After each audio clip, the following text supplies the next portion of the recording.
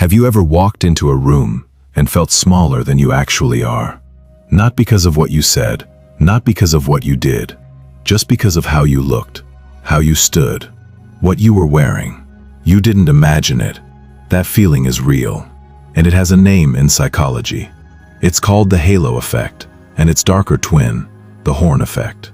Today, I want to show you exactly why this happens, why it is not your fault, and how you take the power back. Because once you understand the mechanism, it stops controlling you. In 1920, psychologist Edward Thorndike ran a study on military officers. He found something strange. Commanders who rated a soldier as physically impressive also rated that same soldier as smarter, more disciplined, more loyal, often with zero evidence for any of it. One trait bled into all the others. That's the halo effect. Now flip it. If one visible trait reads as low status, worn-out clothes, a tired posture, a nervous voice, the brain doesn't file that as one small detail. It quietly downgrades everything else about you too. Your competence, your reliability, your worth. That's the horn effect. Here's the part that matters. This isn't cruelty, it's efficiency. The human brain processes thousands of signals a day, and it doesn't have time to interview your soul. So it takes shortcuts. Appearance is the fastest shortcut it has. Machiavelli wrote it plainly, 500 years ago. Men in general judge more by the eyes than by the hand. Everyone can see you. Almost no one takes the time to actually know you. That single line explains half of human social behavior.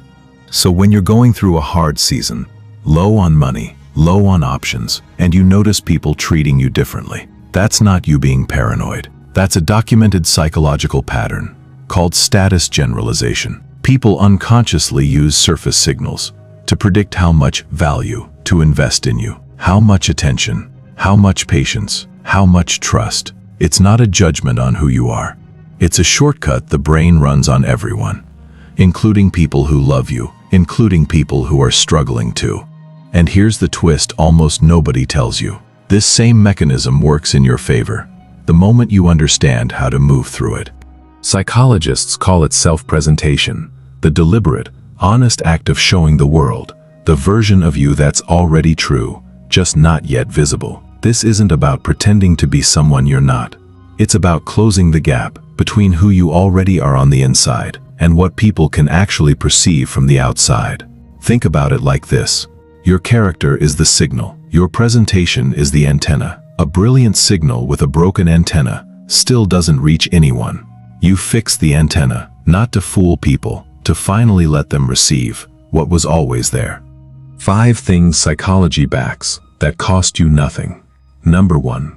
Posture before opportunity. Standing tall and open changes how you feel before it changes how others see you. Confidence is often built backwards. The body leads, the mind follows. Number 2. The breath that leads the room. Slow, deliberate breathing, long inhale, longer exhale, activates the vagus nerve and lowers your heart rate in real time. Here's why that matters.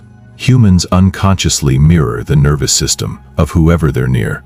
If your breath is shallow and fast, the room picks up on that tension without knowing why. If your breath is slow and even, you become the calm the room borrows from. Stillness reads as certainty, and certainty is one of the most attractive qualities a person can carry. Number 3. The eyes that don't flinch first. People who hold eye contact a beat longer than feels comfortable are rated as more confident, more trustworthy, and more attractive.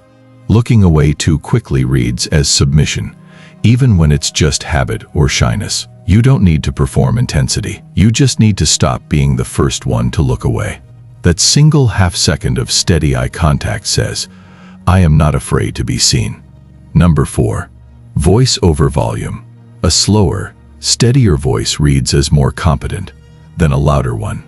You don't need to be the loudest person in the room. You need to sound like someone who isn't afraid of the silence after you speak. Number 5. One deliberate detail. You don't need money for this. Clean shoes, ironed collar, trimmed nails. Psychologists call this the spotlight of order. One visibly cared for detail signals that everything else about you is cared for too. The halo effect, working for you instead of against you.